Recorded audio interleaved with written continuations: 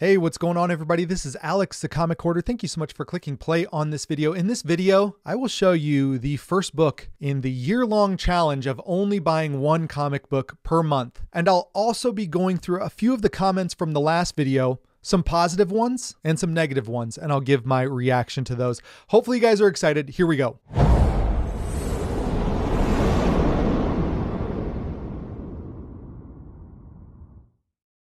I just got the first book in the year-long challenge of only buying one comic book per month. And I stole this idea from Slim's Collection, Food and More. Really great YouTuber. He did this last year, and every month I was like, wow, you're picking up some really, really cool books, where I bought a whole bunch of smaller books, and I'd really like to have all the books that you got.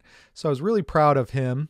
And I was really liking the idea of only buying one comic book per month. This year, I decided that I was going to do that. Now, there may be a few times where I buy a couple dollar books here or there, or something to read. Say I'm out of town on business and I want to go to a comic book shop and read a comic book. I may hit their dollar bin and find something to read, but that's not necessarily for my PC, if you will. So when I talked about that in the last video, I got a lot of great comments, and I got a few that were troll-like, which I'm not going to really respond in anger to trolls, but I'm going to at least comment my thoughts on what they had to say or their assumptions of this plan or my collecting habits in general. So I'm going to read a few of each. We're going to start off right now. I'll try to put up on the screen, but the first one is from a great comic book community member. And what I mean by that is he doesn't necessarily make videos, but he's consistently in the comments and in the chats of a lot of the YouTube content creators like myself. And that's how I started in 2014, 2015, when the comic book community was very, very young. I used to comment on videos a lot. And then one Batsman fan asked me, why don't you make videos? Because I was always commenting on the videos. So in 2016, I started making YouTube comic book community videos. The first one up is from BruteNM. Maybe talk to him on IG. I don't know, but he goes by @BruteNM. He says, when you're collecting a run, every issue is a key issue. That was a quote from my last video. It's such a great way to put it. It's so fun to have the flutter of adrenaline when you're digging through long boxes and come across one of the issues that you need, especially when it's only like $5 or $10. So that comment was up there. Thank you so much, Brute_NM, for the comment, and also for possibly some future video content. I really do appreciate you. My thoughts on this are, when you are collecting a run, say a Bronze Age run where there's only 25 issues, 22, 23, 24, 25 issues in the run, there are key issues like Miss Marvel #1 is a key issue. Miss Marvel #9 is a key issue. First appearance of Deathbird, I think. Then issue 16, 17, first cameo appearance of Mystique. Issue number 18 is a key first appearance of Mystique, first full appearance of Mystique. And then I believe it's like issue number 19, 20, 21, somewhere along there is Miss Marvel's more sleek new costume, first appearance of that new costume. But when you're collecting those, and it's hard to find issue 4 or 5, those don't necessarily have key significance, but when you're searching for them for your run and you're digging through those long boxes at your LCS and you find it, it kind of becomes that same feeling of finding a key issue. And so that's what I say. Every issue becomes a key when you're collecting a run. Every book has significance. I really appreciate him bringing that thought down into the comment section. So thank you so much, Brute_NM. The next comment up is from Dan Cochran. So he goes by @DanielCochran9882. He says, it changed my approach to collecting when I realized I can't own them all, and I don't need to own them all. Regardless of personal budget, the same principle applies. Instead of buying $52 books, buy one $100. Instead of buying 10 $20 books, buy one $200 book. Obviously, this strategy goes up the monetary food chain. If any collector looks at what they spend on books last year, I'm confident they could have acquired bigger keys, bigger grails, bigger blue chip books had that purchasing power been more focused. What a great way to put it, Daniel. I appreciate the thoughts and the support in the idea that, number one, there's a lot of comic books out there. Of course, we love comic books. We can't own them all. and we don't need to own them all. So I love that thought process too. It really helps you think like, do you need to own every single Adam Hughes, or is Catwoman 51 and maybe Legion of Superheroes 23, the variant cover with Supergirl, is that good enough for your collection, or do you need to own every single Adam Hughes? You know, every time they release a new Adam Hughes cover, I feel like in my body, I need to own it because I love Adam Hughes' artwork. That's not necessarily true because a lot of the time I'm so distracted by different things, such as different covers, that I don't necessarily need to own. Catwoman 51 is my favorite Adam Hughes cover. Wonder Woman 184 is another one of my favorite Adam Hughes covers. Supergirl and the Legion of Superheroes number 23 is another one of my favorites. Do I need to own anything beyond that? Maybe not. But me as a collector, I keep having this urge to buy more and more Adam Hughes. So that's a great way to keep it in check, just by telling yourself you don't need to own them all. I think that's great advice. And then once again, I always hear friends in the community, or I always see videos. I watch a lot of YouTube content, and I see a lot of our friends saying, I will never own my Grail book, which is giant size X-Men #1. I love that book, and I agree. Or Hulk 181. That's a book that they want and they aspire to have and they dream about, but I'll never own that book. But they're still doing $50 pulls every week. And that adds up to $200. By the end of the year, you'll have a significant amount, $2,400 potentially, and you could have spent that money and got yourself a really nice giant size X-Men #1 or a pretty nice Hulk 181. So just thinking about, what do I own currently? Can I be satisfied owning these trades? You know, does that scratch the comic book itch? If I need a comic book, can I just go down here and read one of these?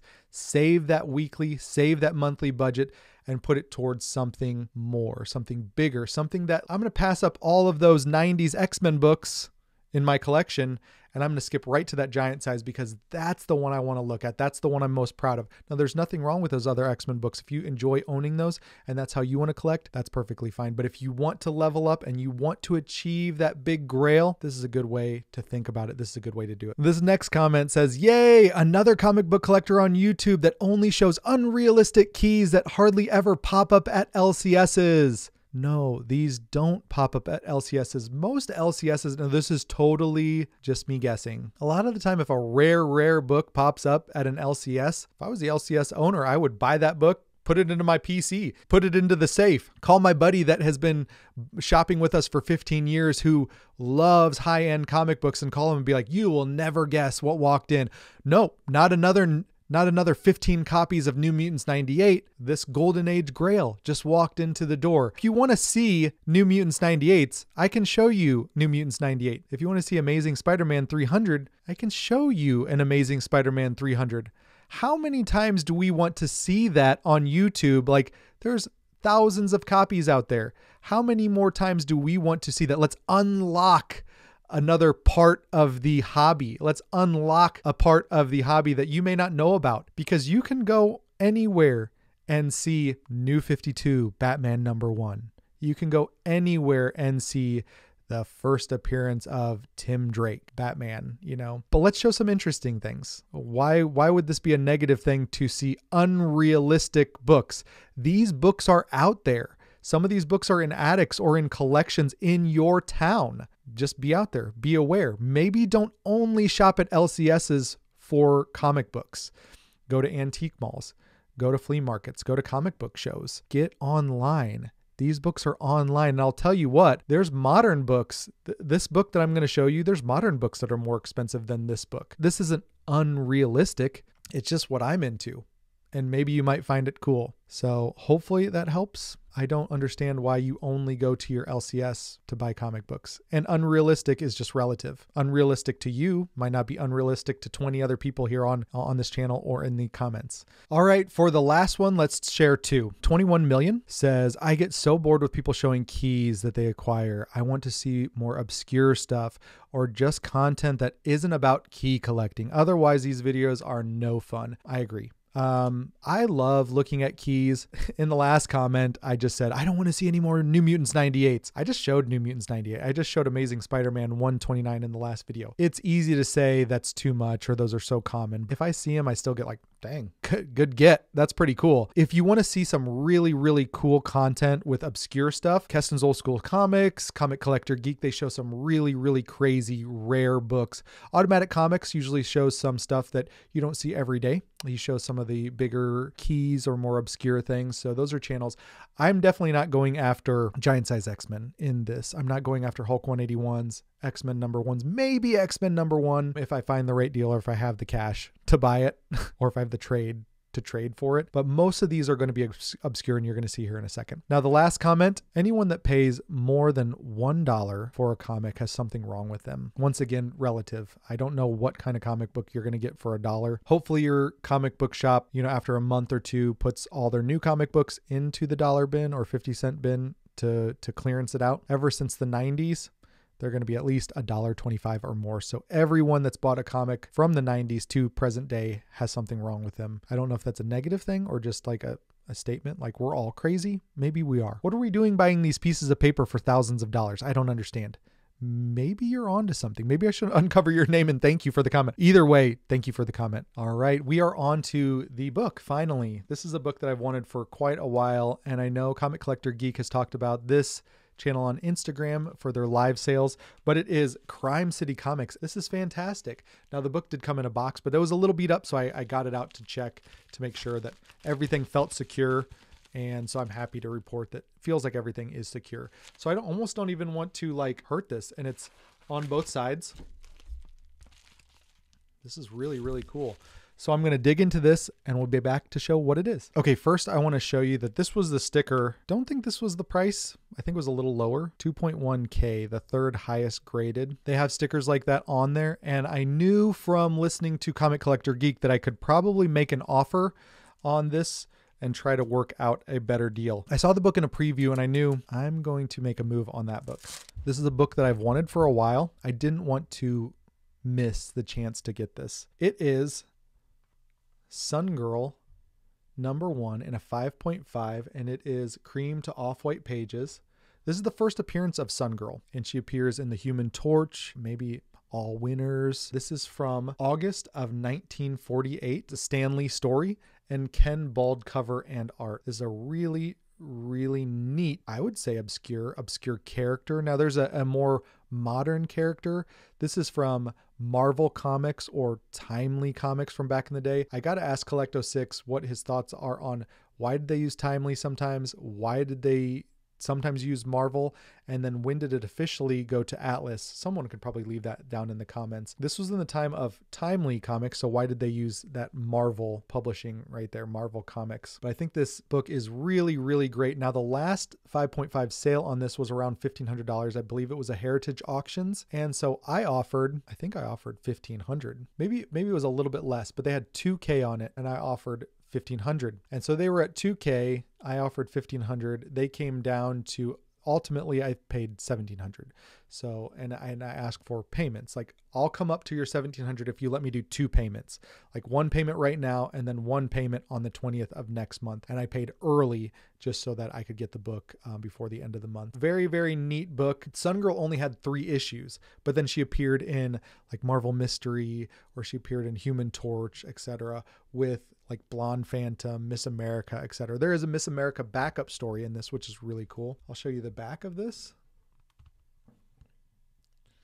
Really neat back cover. Looks like it has some math problems on the back, which is really always nice. In pencil, of course.